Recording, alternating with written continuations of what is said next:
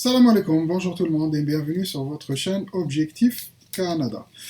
Aujourd'hui, on va pas parler d'une nouvelle extraction, vu que la dernière extraction a eu lieu le 24 mai dernier et on n'a pas encore eu de nouvelles extractions depuis cette dernière. Mais cette fois-ci, on va parler de la nouvelle méthode de sélection des candidats sur le bassin d'entrée express. Alors, je ne sais pas si vous avez tous consulté vos emails. Il y a 2 jours de ça, je crois, c'était le 1er juin. L'IRCC a envoyé des emails à toutes les personnes qui sont déjà inscrites sur le bassin d'entrée en express, donc toutes les personnes qui ont déjà un profil sur le bassin d'entrée express, pour les informer qu'il y a une nouvelle méthode de sélection des candidats. Donc on avait déjà parlé de ça il y a à peu près, on va dire, en fin d'année 2022, où l'IRCC a annoncé qu'il y aura un changement de méthode de sélection et que ça sera appliqué à partir durant le premier trimestre de l'année 2023. Bon, ça a pris un peu plus de temps, vu qu'on est actuellement au début du troisième trimestre de l'année 2023. Mais bon, cette nouvelle-là, ça peut être une bonne nouvelle pour certains, comme malheureusement, ça peut être une très mauvaise nouvelle pour d'autres. On passe directement sur le site de l'IRCC pour voir la nouveauté de cette méthode-là. Donc déjà, on avait dit que, enfin, l'IRCC a annoncé en fin de l'année 2023 que la nouvelle méthode de sélection sera basée sur le code CNP des personnes qui sont inscrits dans le bassin d'entrée express. Et c'est effectivement le cas, sauf qu'il y a quelques petites nouveautés qu'on va aborder directement. Donc, rang d'invitation entrée express, sélection accès sur les ensembles. Ils ont appelé ça les ensembles. Bon, je vais vous éviter de lire tout ça, je vais aller directement, moi j'ai déjà tout lu, et je vais aller directement aux points essentiels. Donc, ensemble choisi pour 2023, c'est en fait, il y a 6 ensembles.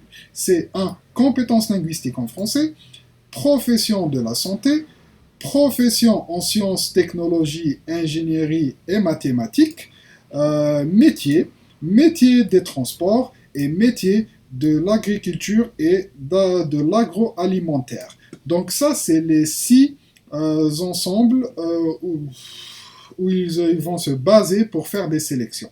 Donc il faut absolument faire partie de ces 6 ensembles. Donc on va directement voir un peu plus de détails. Donc voilà, là nous avons ces ensembles-là. Et pour faire partie par exemple du premier ensemble, c'est, on va dire la première catégorie, c'est compétences linguistiques en français. Donc on clique seulement ici. Je vais vous laisser bien sûr le lien sur le descriptif de la vidéo.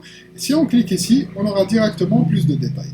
Donc il faut obtenir une note minimale de 7 comme résultat au test en français pour les 4 compétences linguistiques des niveaux de compétences linguistiques canadiens. Donc, si vous passez par exemple le TEF, il faut avoir une note de 7 sur chaque épreuve. Donc, le TEF ou bien le TCF, bien sûr. Donc, par exemple, pour la compréhension écrite et orale, il faut avoir un minimum de 7. Et aussi pour l'expression orale et écrite, il faut avoir aussi une note de 7. Aussi par rapport aux professions de la santé, donc si on clique ici, on aura directement, si vous êtes dans le domaine de la santé, vous devez cliquer ici pour voir tous les CNP qui sont concernés par ces extractions là. Donc c'est seulement c'est seulement les CNP qui sont intéressants pour le gouvernement canadien pour être sélectionné. Donc il faut parcourir toutes les pages qui sont ici. Il y a seulement 4 pages. Donc il faut vraiment trouver la bonne CNP. Donc la CNP, normalement, vous la connaissez déjà. Donc c'est très facile de la retrouver parmi cette liste-là. Il y a pas beaucoup de CNP qui ont été sélectionnés. Et aussi, c'est pareil pour les autres. Par exemple, profession en sciences de technologie, ingénierie et mathématiques. Il faut aller ici pour chercher, par exemple, là, nous avons architecte, directeur directrice des services de génie, développeur, développeuse et programmeuse web, Voilà, donc il y a aussi seulement trois pages. Les métiers, donc les métiers, nous avons aussi quelques CNP qui ont été sélectionnés, il y a seulement une page. Donc par exemple tout ce qui est soudeur, plombier, charpentier, mécanicien et tout ça, constructeur et tout. Donc métier de transport, donc si vous êtes dans le domaine des transports, il faut vraiment que vous arrivez à trouver votre CNP ici pour être sélectionné. Aussi, il n'y en a pas beaucoup, donc réparateur, mécanicien, pilote, navigateur, officier, officière de pont de transport et tout ça. Métier de l'agriculture et de l'agroalimentaire. Aussi, il y a seulement 3 CNP. Il faut vraiment faire partie de ces CNP-là dans les 5 catégories ici pour être sélectionné. Donc, comment ça va se passer? Alors, il n'y a pas plus de détails sur comment ça va se passer, comment ils vont partager le nombre d'invitations sur ces six catégories. Mais je pense qu'il y aura un quota pour chaque catégorie. Donc, par exemple, toutes les personnes qui sont dans le bassin d'entrée express, donc qui ne font que leur CNP ne fait pas partie de ces catégories, de ces 5 catégories, donc mis à part compétences de français, donc toutes les personnes qui font partie de ces catégories-là, ils vont être classés par points. Donc, comme d'habitude, c'est le même nombre de points que vous aviez avant qui sera pris en considération pour ces extractions-là. Seulement, vous serez classé seulement avec votre profession, enfin votre catégorie. Par exemple, si vous faites partie de la profession de la santé, vous serez classé avec seulement les personnes qui sont dans votre catégorie, donc seulement ceux qui sont dans le secteur de la santé. Et suite à ça, bien sûr, ils vont sélectionner les premiers de la liste, ceux qui ont le nombre de points le plus élevé. Et selon le nombre d'invitations qui comptent envoyer pour cette catégorie-là, ils vont sélectionner les premiers. C'est pareil pour les autres sous-catégories. Par contre, toutes les personnes qui n'ont pas trouvé leur CNP ou bien leur secteur d'activité, leur CNP parmi ces catégories-là, ils vont être classés dans compétences linguistiques en français. Donc même si votre CNP ne se trouve pas parmi ces secteurs d'activité-là, donc si par exemple on va dire que vous avez une CNP qui n'apparaît pas dans ces secteurs d'activité-là, vous serez classé parmi les personnes qui ont des tests linguistiques. Vous avez sûrement fait passer des tests linguistiques et vous avez sûrement eu tous un ACLC 7 lors de votre test linguistique.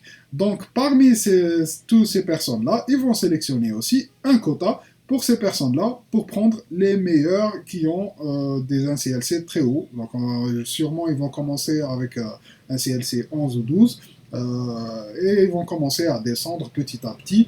Et il y aura bien sûr un quota dédié à cette catégorie-là.